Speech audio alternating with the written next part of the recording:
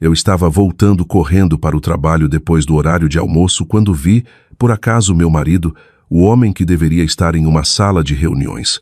Decidi segui-lo, e o que vi me paralisou. Lembro exatamente do peso daquela tarde, do jeito como o ar parecia mais denso que o normal, como se algo invisível já tivesse se deslocado e eu ainda não tivesse acompanhado. Era uma terça-feira, comum em todos os sentidos, e eu estava atrasada, equilibrando uma sacola de marmita em uma mão e o celular na outra, lendo e-mails enquanto atravessava o estacionamento em direção ao prédio do escritório.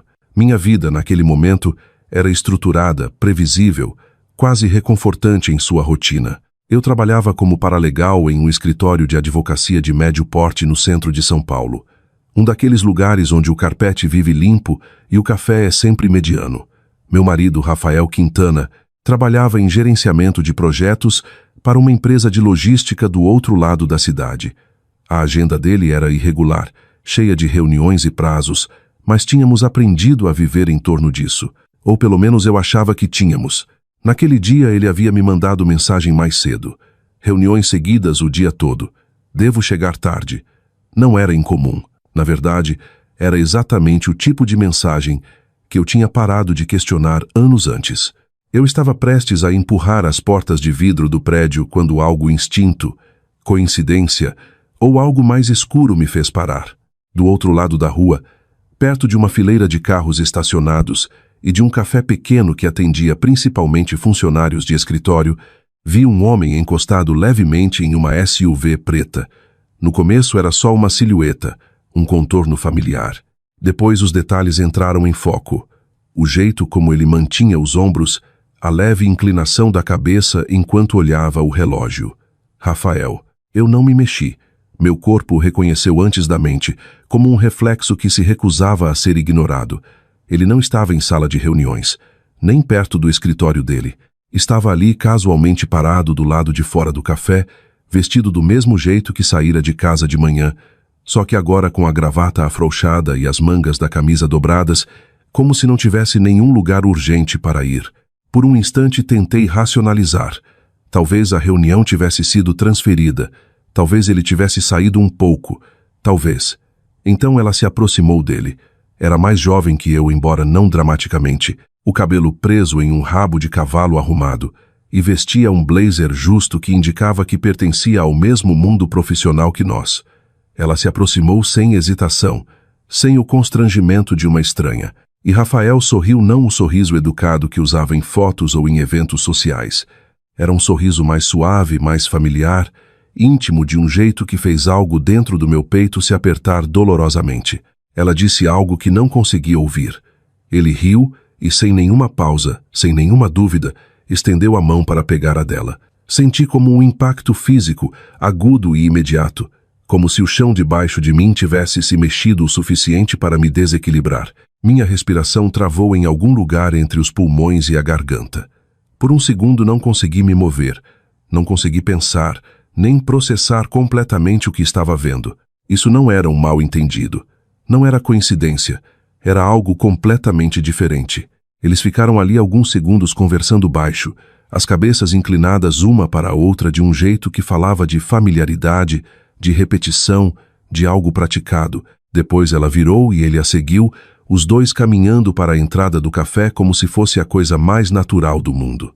E foi nesse momento que algo dentro de mim se encaixou, não alto, não dramaticamente, mas com uma clareza fria e silenciosa. Eu poderia ir embora. Poderia voltar para o prédio, sentar na minha mesa e fingir que não tinha visto nada. Poderia esperar até a noite, confrontá-lo com calma, dar a ele chance de explicar. Ou poderia segui-lo. A decisão não pareceu emocional. Não pareceu impulsiva. Se alguma coisa, pareceu inevitável, como um caminho que eu já tinha pisado sem perceber. Atravessei a rua devagar, os movimentos deliberados, controlados, como se tentasse não alertar algo frágil. Meu coração ainda batia acelerado, mas minhas mãos estavam firmes agora, e minha mente, estranhamente, começava a afiar. Dentro do café o ar era quente e cheirava levemente a expresso e açúcar. Estava movimentado, mas não demais, o suficiente para me dar cobertura. Entrei, olhando o salão casualmente, fingindo procurar uma mesa vazia. Não demorou para encontrá-los. Estavam sentados no canto mais distante, parcialmente escondidos por uma coluna, as cabeças bem próximas. Ela falava, as mãos se movendo levemente enquanto conversava. Ele ouvia com atenção, a expressão concentrada de um jeito que eu não via dirigido a mim havia muito tempo. Escolhi uma mesa atrás deles, perto o bastante para observar, longe o suficiente para não ser óbvia. Sentei, coloquei a sacola na cadeira ao lado e mantive o olhar baixo, usando o reflexo da janela para vigiá-los. O tempo se esticou. Minutos passaram. Embora parecesse algo mais longo, mais pesado, eles pediram bebidas, aproximaram-se mais, trocaram sorrisos discretos que pareciam pertencer ao mundo privado do qual eu nunca fora convidada. E então, quase casualmente, ele estendeu a mão por cima da mesa e tirou algo do pulso dela. O gesto foi pequeno, quase insignificante, mas íntimo, familiar, ensaiado. Meu estômago se apertou e uma percepção lenta e fria começou a tomar forma. Não só que ele estava me traindo, mas que isso não era novo. Não era um deslize de uma vez ou um momento de fraqueza. Era algo estabelecido, algo contínuo. Eu deveria ter sentido raiva, acho, ou dor, ou algo alto e avassalador. Em vez disso, o que senti foi quietude, um tipo de desapego controlado e silencioso que se acomodou sobre mim como uma camada de gelo. Peguei o celular na bolsa e, sem pensar completamente, abri a câmera. Posicionei com cuidado, usando o reflexo e a borda da coluna para enquadrar, luz o suficiente. Uma foto, depois outra. Nada dramático, nada óbvio, só o bastante. O bastante para lembrar, o bastante para provar, o bastante para tornar isso real de um jeito que não pudesse ser negado depois. Quando baixei o celular, notei outra coisa. Algo que deslocou o chão debaixo de mim novamente, mas dessa vez de forma diferente. Rafael olhou o relógio, depois se inclinou mais para ela e disse algo que a fez assentir rapidamente, quase nervosa. Ela pegou na bolsa o que parecia uma pasta fina, profissional, fora de lugar no contexto de tudo mais, e deslizou sobre a mesa. Ele não hesitou. Pegou, abriu e por um breve segundo, sua expressão mudou não para afeto, não para calor, mas para algo mais afiado, mais focado, transacional. Essa foi a palavra que me veio, indesejada e incômoda. Isso não era só um caso. Havia algo mais ali, algo que eu ainda não entendia. E enquanto eu estava sentada ali observando meu marido, o homem em quem eu confiara, o homem com quem construíra uma vida, misturando casualmente intimidade com algo mais frio e calculado, percebi que não estava vendo o quadro completo, nem de longe. E pela primeira vez desde que o vira do outro lado da rua, senti algo se agitar sob a superfície daquela calma fria e controlada. Não pânico, não sofrimento, algo mais afiado, algo paciente, porque fosse o que fosse, eu ia descobrir. Não o confrontei naquela noite. Essa foi a primeira decisão que tomei conscientemente e moldaria tudo o que viria depois. Quando Rafael entrou pela porta de casa um pouco depois das 8, afrouxando a gravata, me oferecendo o mesmo sorriso cansado de sempre, eu observei com um foco quieto, quase clínico. Ele beijou minha bochecha, perguntou sobre meu dia, reclamou levemente das reuniões que tinham se estendido, e eu assenti nos momentos certos, a voz firme, as reações perfeitamente cronometradas. Se havia culpa, ele escondia bem, ou talvez não houvesse nenhuma. Esse pensamento permaneceu mais tempo do que eu esperava, porque culpa ao menos teria sugerido conflito. Teria significado que em algum lugar dentro dele ainda existia uma linha que ele reconhecia. Mas o que eu vira naquela tarde, a facilidade, a familiaridade, a falta de hesitação, não parecia o comportamento de um homem que achava que estava fazendo algo errado. Parecia praticado, refinado, e isso tornava tudo pior. Nos dias seguintes, comecei a observar com mais cuidado, não de forma frenética ou obsessiva, mas com um tipo de paciência deliberada que eu não sabia que possuía. Prestei atenção em padrões, em horários, nas pequenas inconsistências que antes passavam despercebidas. A agenda de Rafael, percebi, tinha se tornado estranhamente previsível. As reuniões até tarde caíam em dias específicos. O celular, que antes ficava casualmente no balcão da cozinha, agora estava sempre ao alcance. Ele tinha começado a sair para atender ligações. A voz baixava, As costas viravam apenas o suficiente para sinalizar privacidade sem chamar atenção. Se eu tivesse procurado sinais antes, talvez os tivesse visto, mas eu não estava procurando. Essa era a diferença. Na quinta-feira, testei algo pequeno. Vai trabalhar até tarde amanhã de novo? Perguntei, mantendo o tom leve enquanto enxaguava os pratos na pia. Ele não hesitou. Sim, revisão grande com cliente. Provavelmente só chego às 9.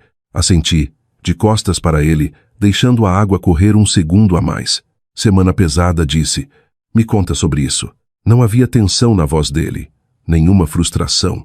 Só uma resposta suave e fácil que se encaixava perfeitamente demais. No dia seguinte, saí do trabalho mais cedo. Não de forma dramática, só o suficiente para me posicionar perto do mesmo café onde o tinha visto antes. Estacionei um quarteirão adiante, sentei no carro e esperei, as mãos descansando soltas no volante enquanto os minutos passavam. Às 15h12 ele chegou, mesma SUV, mesma postura casual, mesma gravata afrouxada. E 5 minutos depois ela apareceu novamente. Dessa vez observei mais de perto.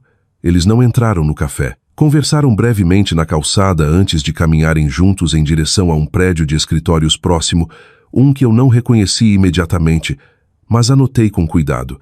O jeito como se moviam juntos era sem pressa, confortável, como pessoas que repetiam aquela rotina com tanta frequência que já não exigia pensamento.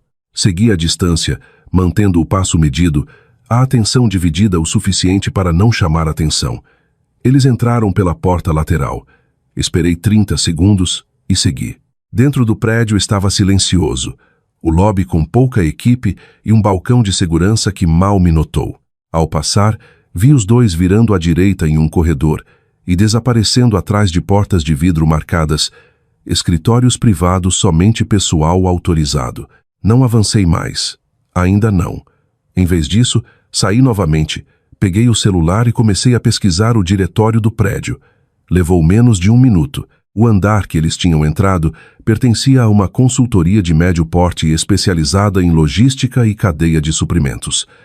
Meu estômago se apertou levemente com a coincidência.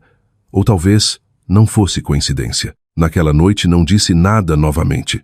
Mas algo tinha mudado, porque agora não era só suspeita. Era um padrão, um local, uma conexão que se encaixava desconfortavelmente perto do mundo profissional dele.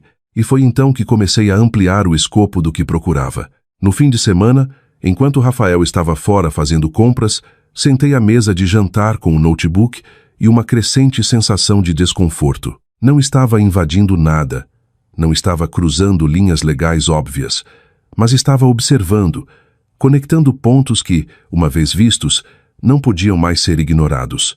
O site da consultoria era limpo, polido, profissional, perfis de equipe, lista de clientes, foco de atuação. E lá estava ela, não em destaque, mas listada entre as analistas de nível médio. Seu nome era Natália Ferreira. Sua função envolvia coordenação de fornecedores, análise de contratos e interface com clientes. Fiquei olhando a foto do perfil por um longo momento. A mesma mulher do café, a mesma expressão composta, a mesma confiança sutil. E então notei outra coisa. Um dos principais clientes da firma era uma empresa que a equipe de Rafael tentava fechar havia meses. Meu pulso desacelerou, não acelerou, enquanto a percepção se acomodava. Isso não era só pessoal, era profissional, potencialmente antiético, possivelmente até ilegal. Recostei na cadeira, expirando devagar enquanto as peças começavam a se organizar em algo mais coerente, mais perturbador do que eu imaginara inicialmente. Um caso era uma coisa, mas se Rafael estava usando aquela relação, se estava borrando as linhas entre intimidade pessoal e vantagem profissional, então as consequências iam muito além do nosso casamento. E de repente a raiva quieta e controlada que eu vinha segurando começou a afiar em algo mais focado, mais intencional. Naquela noite, observei-o novamente. O jeito como ele checava o celular quando achava que eu não estava olhando. A leve tensão nos ombros quando uma mensagem chegava. O jeito como se desculpou no meio do jantar para atender uma ligação rápida. Segui-o dessa vez, não fisicamente, mas com atenção. Ele saiu, falou baixo, e quando voltou havia uma leve mudança na expressão. Não exatamente culpa, mas algo próximo de expectativa. Não perguntei quem era. Não precisava. Em vez disso, perguntei outra coisa. Como está o novo cliente? Disse casualmente enquanto tirava a mesa. Ele parou por uma fração de segundo. Bem, promissor. Qual era mesmo? Ele hesitou, depois nomeou a empresa que eu tinha visto no site da consultoria. A mesma. A conexão se apertou, e com ela minha determinação, porque agora eu não olhava apenas para uma traição. Olhava para um sistema de mentiras pessoal, profissional e cuidadosamente mantido. E sistemas, uma vez compreendidos, podem ser desmontados, mas não impulsivamente, não emocionalmente, com cuidado, metodicamente. Naquela noite, deitada ao lado dele, ouvindo o ritmo constante da respiração, tomei uma decisão não por raiva, não por dor, mas por algo mais quieto, mais deliberado. Eu não o confrontaria, ainda não. Não lhe daria chance de negar, de desviar, de remodelar a narrativa antes que eu entendesse completamente. Em vez disso, aprenderia tudo. Cada padrão, cada conexão, cada risco que ele estava correndo. E quando o momento chegasse, garantiria que a verdade não apenas doce, garantiria que importasse. A passagem da descoberta para a intenção não aconteceu de uma vez. Instalou-se gradualmente, como uma decisão que minha mente tomou antes que as emoções tivessem tempo de argumentar. Quando a segunda-feira chegou, eu não estava mais reagindo. Estava me preparando. No trabalho, cumpri minhas responsabilidades habituais com a mesma eficiência que meus colegas esperavam de mim. Redigindo petições, organizando processos, respondendo e-mails com precisão cuidadosa. Ninguém notou a diferença. E esse era exatamente o ponto. Na superfície, nada havia mudado. Por baixo, tudo tinha. Comecei com o que sabia que podia controlar. Documentação. Soa clínico, quase frio, mas clareza exige estrutura, e estrutura exige evidências. Ao longo da semana seguinte, construí um arquivo silencioso, não dramático, não invasivo além da razão, mas completo. Capturas de tela de mensagens quando apareciam em dispositivos compartilhados, comparação de horários de reuniões com os momentos em que eu o vira em outro lugar. Fotos tiradas discretamente, nunca imprudentes, sempre calculadas. Não apressei. Padrões só se revelam para quem está disposto a esperar. E quanto mais eu observava, mais consistente ficava. Terças e sextas esses eram os dias. Sempre no meio da tarde, sempre perto do mesmo prédio, sempre Natália. Mas não era só a repetição que importava. Era a evolução. As reuniões ficavam mais longas, a proximidade maior. As interações, quando eu captava vislumbres, menos cautelosas, mais seguras. Qualquer linha que tivessem cruzado, agora estavam confortáveis do outro lado. E Rafael mudava sutilmente, mas inegavelmente. Ficava mais atencioso em casa de maneiras estranhas, quase performáticas, oferecendo-se para fazer o jantar, perguntando sobre meu dia com uma intensidade que parecia ligeiramente desalinhada, como alguém compensando demais, sem entender bem o motivo. Ao mesmo tempo, ficava mais distante nos momentos quietos, a mente claramente em outro lugar, a atenção dividida. Era um equilíbrio, e como a maioria dos equilíbrios, dependia de ninguém mover o peso de repente. Eu não tinha intenção de fazer isso. Em vez disso, ampliei o quadro. Uma noite, enquanto ele tomava banho, abri o notebook dele não para bisbilhotar imprudentemente, mas para confirmar o que já suspeitava. O e-mail de trabalho ainda estava logado. Ele nunca fora particularmente cuidadoso com isso, confiando mais na rotina do que no risco. Pesquisei novamente pela empresa cliente. Dezenas de e-mails apareceram, threads de comunicação, notas de agendamento, discussões internas. Nada incomum à primeira vista, mas quanto mais eu lia, mais algo se destacava. Rafael não deveria ser o contato principal. Seu papel, segundo a estrutura descrita nos e-mails, era secundário, de apoio, não de liderança. E, no entanto, nas últimas semanas, seu envolvimento tinha aumentado dramaticamente. Ele havia se inserido em conversas, se voluntariado para reuniões, assumido responsabilidades que, embora não explicitamente proibidas, não eram inteiramente apropriadas. E havia os anexos contratos, propostas em rascunho, avaliações internas, material sensível, material que, se compartilhado de forma inadequada, poderia levantar questões graves. Fechei o notebook devagar, minha mente alinhando as peças finais com precisão que deixava pouco espaço para dúvida. Isso não era só um caso, era a alavanca. Querendo ou não, Rafael estava envolvido em uma relação que intersectava diretamente com suas obrigações profissionais. E ao fazer isso, tinha entrado em território que sua empresa não ignoraria se viesse à tona. Fiquei sentada ali por um longo momento, o zumbido quieto da casa preenchendo o espaço entre meus pensamentos. Vingança, percebi, não era sobre caos, era sobre consequência. E consequência exigia timing. O próximo passo não era confronto, era confirmação. Marquei uma consulta com uma advogada de divórcio para aquela sexta-feira à tarde, usando o meio-dia que raramente tirava. O escritório era modesto, profissional, encaixado entre uma clínica odontológica e uma pequena corretora. A mulher com quem me encontrei, Letícia Brandão, era composta, direta e refrescantemente desinteressada em dramatismos. Expus a situação com cuidado, omitindo nada, mas também sem exageros. Ela ouviu, tomou notas, fez perguntas precisas e medidas.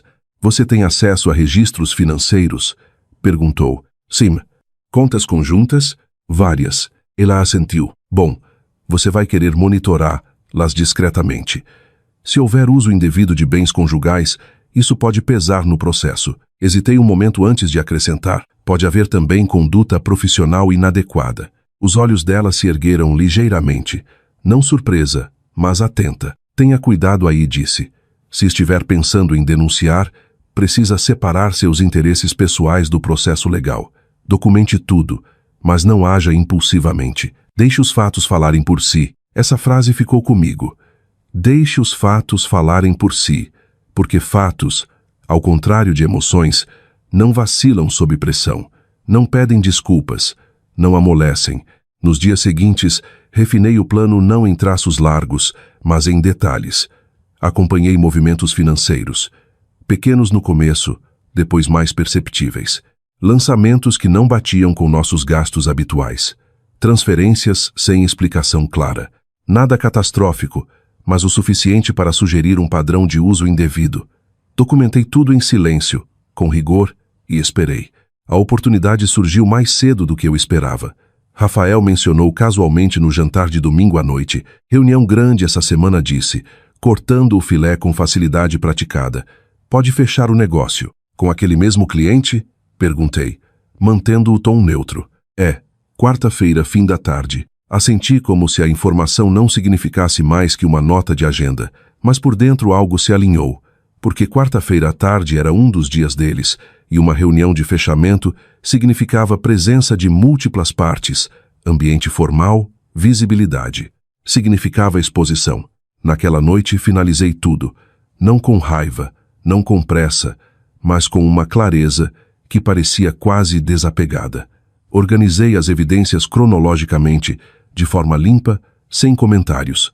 Preparei um resumo conciso e factual, delineando a sobreposição entre o relacionamento pessoal e a conduta profissional dele. Sem acusações, sem linguagem emocional, só fatos. Então redigi 2 e-mails. Um para Letícia confirmando os próximos passos da separação. O outro deixei sem enviar para o departamento de compliance interno da empresa dele. Não enviei.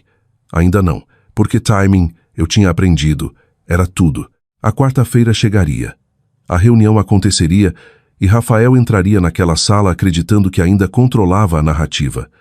Ele não sabia que o chão debaixo dele já tinha começado a se mover. Não sabia que o sistema em que confiava suas mentiras, suas rotinas, seu equilíbrio cuidadoso estava prestes a ser testado de um jeito que ele não podia antecipar. E certamente não sabia que eu estaria lá. Não como interrupção, não como espetáculo, mas como algo muito mais preciso, uma testemunha. E quando o momento chegasse, eu não precisaria levantar a voz, não precisaria exigir nada, porque a verdade, uma vez colocada nas mãos certas, não precisa de ajuda para fazer seu trabalho. Ela se desenrola inevitavelmente. A quarta-feira chegou sem cerimônia, o tipo de dia que parecia comum visto de fora. Céu claro, trânsito previsível. O ritmo quieto de pessoas seguindo rotinas em que confiavam. Vesti-me com cuidado naquela manhã, não para efeito, mas para controle. Um tailleur azul marinho discreto, Profissional, a versão de mim que pertencia às salas onde decisões eram tomadas e consequências seguiam em silêncio. Rafael saiu cedo. Dia importante, disse, pegando as chaves, o tom leve, quase confiante. Devo chegar tarde. Fiquei junto ao balcão da cozinha, café na mão, e assenti. Boa sorte, respondi. Ele sorriu, inclinou-se, beijou-me a bochecha, e então se foi. Esperei exatamente 20 minutos antes de sair de casa. Não porque precisasse do tempo, mas porque precisão importava. A diferença entre chegar cedo e ser esperada muitas vezes determinava como um momento se desenrolava. Quando cheguei ao prédio, o mesmo em que o seguira dias antes, o estacionamento já estava se enchendo com a urgência de meio de semana. Não me apressei. No lobby, mais movimentado que o normal, sinal silencioso de que algo significativo acontecia lá em cima. Aproximei-me da recepção com calma segura.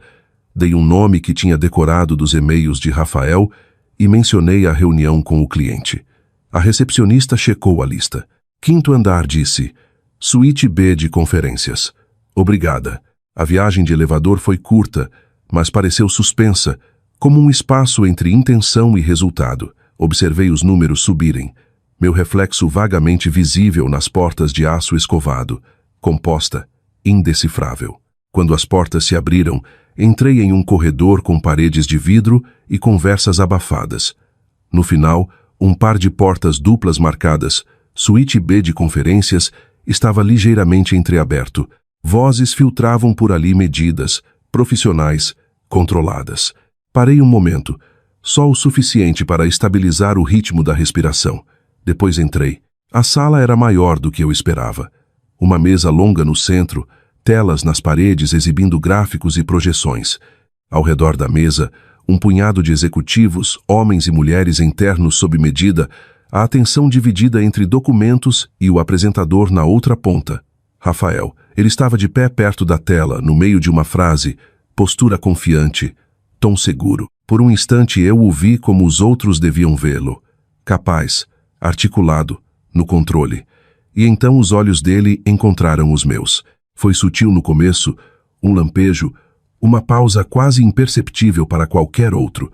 Mas eu vi no instante o reconhecimento, o jeito como sua expressão se apertou o suficiente para sinalizar disrupção. Como podem ver, as economias projetadas para o próximo trimestre, ele parou. A sala se deslocou, não dramaticamente, não com confusão, mas com uma consciência silenciosa de que algo havia entrado no espaço que não pertencia. Avancei, não na direção dele, mas para a cabeceira da mesa, onde uma mulher que eu reconhecia do site da empresa estava sentada à alta gerência, provavelmente supervisionando o negócio. Com licença, disse, minha voz calma, clara, carregando o suficiente para comandar a atenção sem exigir. Peço desculpas pela interrupção. Meu nome é Marina Solano. Acredito ter informações relevantes para esta reunião. Rafael se moveu então, afastando-se da tela, a voz mais baixa. Urgente. Marina, o que você está fazendo aqui? Não olhei para ele. Em vez disso, coloquei uma pasta fina sobre a mesa, deslizando-a suavemente na direção da mulher na cabeceira. Antes que qualquer acordo seja finalizado, continuei. Acho importante que vocês vejam isto. A mulher hesitou apenas um momento antes de abrir a pasta. Dentro estavam os documentos que eu havia preparado. Limpos, organizados, cronológicos, capturas de tela, linhas do tempo, registros financeiros, um resumo conciso delineando a sobreposição entre o relacionamento pessoal de Rafael e seu envolvimento profissional com o cliente. Sem acusações, só fatos. Enquanto ela lia, a sala ficou mais silenciosa, não tensa, controlada. O tipo de silêncio que se forma quando as pessoas reconhecem o peso do que estão vendo e escolhem não reagir prematuramente. A voz de Rafael rompeu o silêncio. Isso é um mal-entendido, disse. Aproximando-se, o tom agora tenso, a confiança de momentos antes escorregando o suficiente para revelar as bordas por baixo. Marina, você não deveria estar aqui. Virei-me para ele então, não com raiva, não com acusação, mas com algo mais firme. Concordo, disse baixinho. Eu não deveria ter precisado estar. A mulher na cabeceira fechou a pasta, a expressão composta, mas já não neutra. Senhor Quintana, disse, a voz medida. Gostaria de explicar a natureza de seu relacionamento com Adrá, Natalia Ferreira. Eu nem tinha notado ela no começo, sentada no meio da mesa, a postura rígida, o olhar fixo nos documentos que agora eram passados adiante. Quando seu nome foi pronunciado, ela ergueu o olhar, a expressão pálida, controlada do jeito que as pessoas ficam quando percebem que o chão debaixo delas não está mais estável. Rafael hesitou. Só o tempo suficiente. Não é relevante para o trabalho, disse finalmente. O olhar da mulher não vacilou. Respondeu. Se influenciou a integridade deste processo. Outro silêncio. Ele olhou para Natália. Ela não encontrou os olhos dele. E naquele momento, o equilíbrio que ele mantivera, a separação cuidadosa de mundos, a confiança silenciosa de que poderia navegar em ambos sem consequência, desabou. Não alto, mas completamente. Acho que continuou a mulher, fechando a pasta com finalidade. Vamos pausar esta reunião. Cadeiras se moveram. Papéis foram recolhidos. A sala começou a se dissolver em conversas menores e mais quietas, o tipo que acontece quando as decisões já estão se formando, embora ainda não ditas em voz alta. Rafael ficou parado. Por um segundo pareceu que ia dizer algo, se defender, explicar, alcançar um controle que já não lhe pertencia, mas não disse, porque não havia mais nada a moldar. Os fatos tinham feito seu trabalho. Não fiquei. Não havia necessidade. Quando me virei para sair, senti a presença dele atrás de mim. O peso do olhar, as perguntas não ditas, a percepção se instalando. Marina, espera. Parei na porta, mas não me virei. O que você achou que ia acontecer? Perguntou. A voz mais baixa agora, despida da performance, revelando algo mais próximo de incredulidade. Considerei a pergunta por um momento.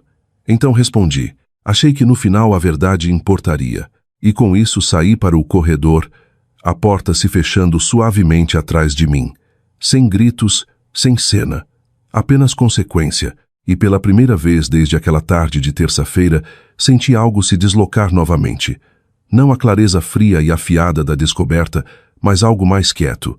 Alívio, talvez. Ou simplesmente a ausência de incerteza. Porque o que viesse em seguida seria real. O mundo não acaba depois de um momento como aquele.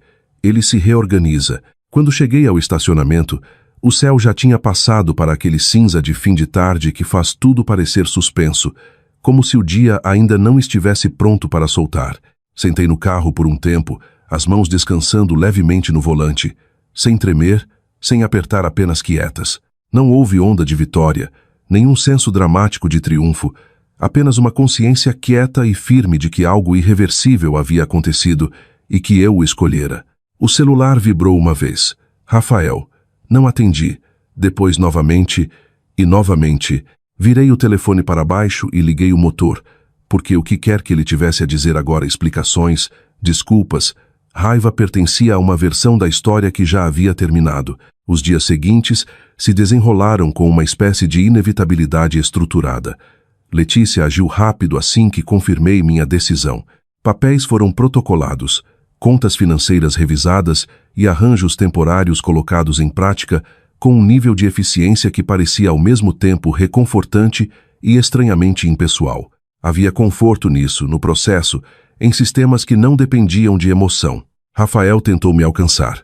Claro, no começo foram ligações persistentes, mensagens, até aparecer do lado de fora de casa uma noite, parado na entrada da garagem, como alguém inseguro se ainda tinha o direito de entrar. Observei-o da janela. A distância entre nós já não apenas física. Eventualmente saí. Ficamos a alguns metros um do outro. O ar entre nós pesado com tudo o que tinha sido dito e tudo o que não tinha. Você poderia ter simplesmente conversado comigo, disse ele. A voz tensa, não exatamente raivosa, mas forçada, buscando um chão que já não existia. Eu conversei e respondi. Por anos. Você simplesmente parou de ouvir. Ele balançou a cabeça levemente, como se tentasse rejeitar a simplicidade daquela resposta. Você não precisava fazer assim. Segurei o olhar dele firme. Assim como, com fatos, quietamente, honestamente. Ele não respondeu, porque não havia o que argumentar. Depois disso, a presença dele começou a desaparecer. Não imediatamente, não completamente, mas gradualmente, como um sinal perdendo força. As ligações ficaram menos frequentes, as mensagens mais curtas, Eventualmente pararam de vez. Soube do resto por outros canais não fofoca, apenas o jeito natural como a informação circula em redes profissionais. A reunião foi suspensa indefinidamente. Uma investigação interna foi iniciada. Rafael foi colocado em licença administrativa, pendente de apuração. O nome de Natália também apareceu, embora menos claramente. Se ela soubera toda a extensão da sobreposição, se participara conscientemente ou simplesmente fora pega na mesma teia, nunca confirmei completamente. E com o tempo percebi que não precisava, porque a história, como existia entre nós, já não era minha para gerenciar. Semanas se passaram, depois meses. O divórcio seguiu sem conflitos desnecessários. Outra consequência quieta da documentação, da clareza, de decisões tomadas sem caos. Bens foram divididos, contas separadas. A casa, antes espaço compartilhado cheio de suposições, tornou-se minha.